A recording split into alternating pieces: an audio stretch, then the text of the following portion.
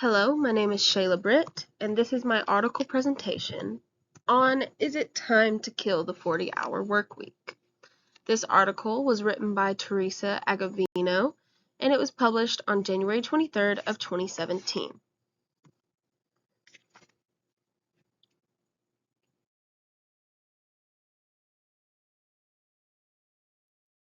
So, is it time to kill the 40-hour workweek?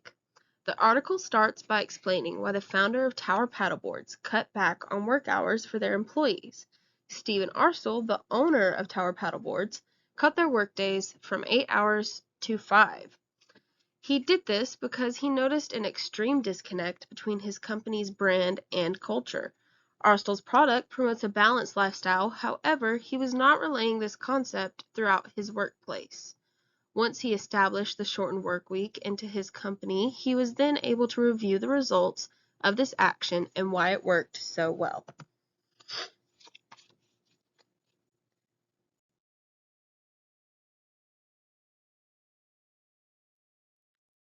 So would this work for other businesses? While this worked for Arstle, it made other companies question if it would work on a bigger scale. There are many factors to consider when looking at changing a work schedule. This may make you ask, how is less than 40 hours really working within a business? Well, Arstle found that employees working less than 40 hours helped them build a community in their office. This sense of community led employees to be more productive with the incentive of more free time. Arstle found that this approach could work for many companies if they were to open their minds to all of the different possibilities it would bring.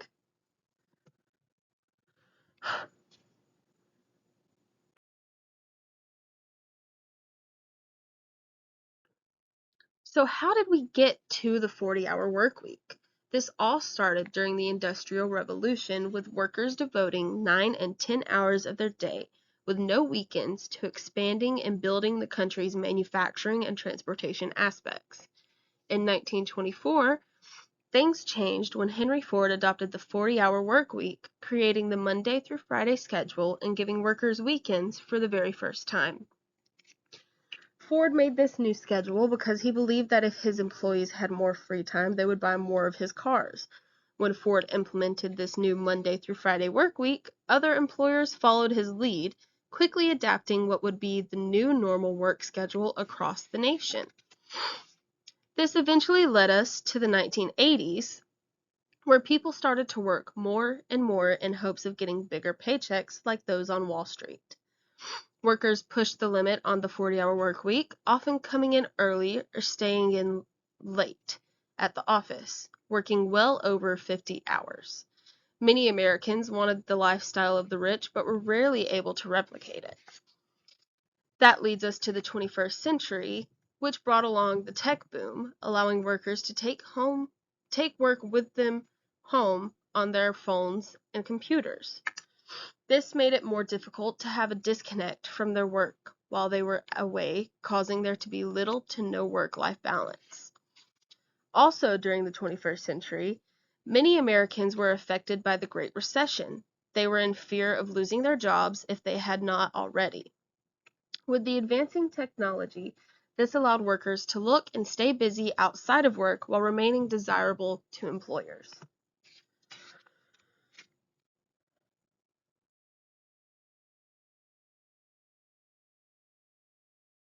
So that leads us to a burgeoning new model.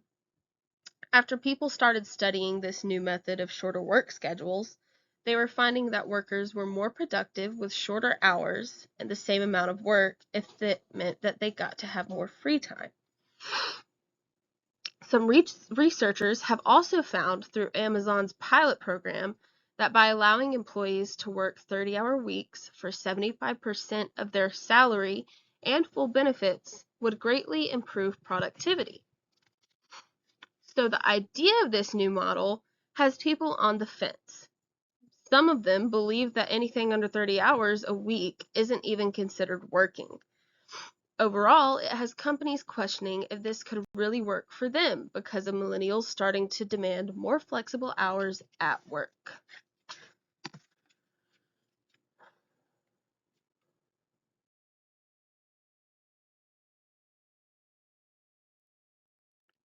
This leads us to the European way.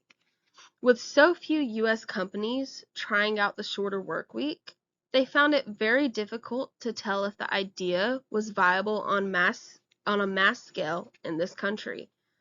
So they looked to Europe. They found that in Europe, some businesses are using 6-hour workdays for the same pay as 8-hour workdays. In 2015, Sweden did a trial with 80 assistant nurses. They had the nurses working a 30-hour week made up of 6-hour workdays on an 8-hour salary. Later, in 2016, there was an audit released that indicated that the program greatly reduced absenteeism while also boosting productivity and worker health. From 2015 to 2019, Iceland did a study similar to Sweden's, where just over 1% of Iceland's working population had their hours reduced from 40 to 36. While this is not exactly a 4-day work week, the study showed success not only in their productivity, but in their employees' mental and physical health as well. This trial helped us gain the opportunity to weigh the pros and cons of a shortened work week.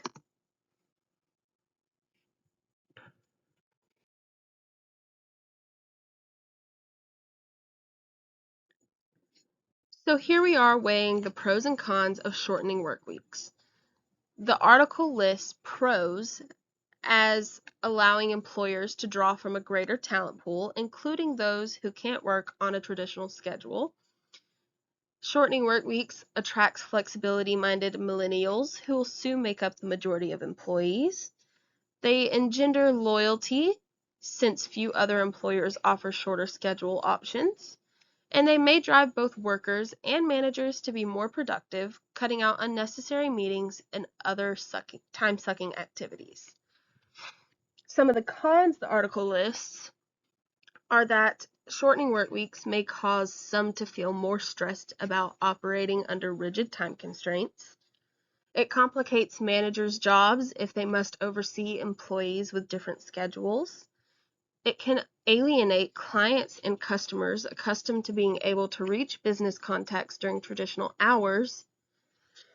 And it could run afoul of state laws governing that employees receive breaks at certain times. The pros listed in the article seem to focus more on how shortened work weeks can have great effects on employees' mental health and well-being, while the cons focus on how much effort employers would have to put in for the work week to remain effective. This further solidifies the idea that employers need to put in more effort for the happiness and satisfaction of their employees. This list of pros and cons also shows that for the shortened work week to work, Americans would need to change their mindsets towards their set way of the 40-hour work week.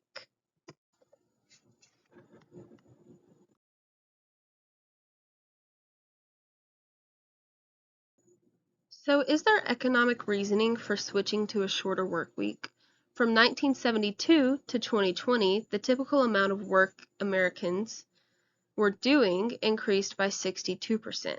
However, their pay did not increase anywhere near as much, at only 17% increase. The majority of profits are never seen by the average worker, but by the CEOs and shareholders. So what motivation would workers have to continue working a 40-hour work week when they rarely see any of the benefits? That brings us to new punches on the time clock. They found that companies in the US have started to try out different schedules to see what fits best within their business. For example, some companies have started foregoing Fridays, giving employees every other Friday off in order to raise morale and allow more free time within the company. Other examples of companies trying different schedules include part-time work and a compressed schedule. Most businesses considering part-time work allows few as 21 hours a week while retaining full benefits. People that have worked part-time might be working less, but that does not mean that it is impeding career advancement. Another example of a different schedule is a compressed schedule. This is what businesses have started looking at as well. This idea allows employees to work 40 hours over a shorter span than the usual 5-day work week as a flexibility option. After businesses started looking at different schedules for their employees, they started to believe it may be more trouble than it's worth. Arstoll says that re-examining the work week could lead others to the success he has had if they would just give it a chance. Arstoll also said that the whole idea is about changing your psychology. So overall, a shortened work week or work schedule could benefit many companies if they just gave it a fighting chance.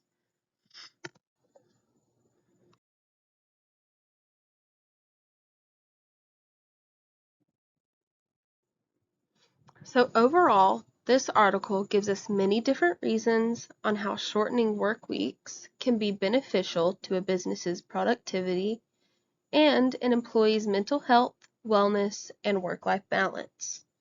The article also shows us how many variations of a work week schedule could work for different businesses, as well as showing us that there is no real reason to not at least try a different schedule. Thank you so much for giving me this opportunity to learn more about the 40-hour work week and if it's time to kill it. Thank you for taking the time to watch. Goodbye.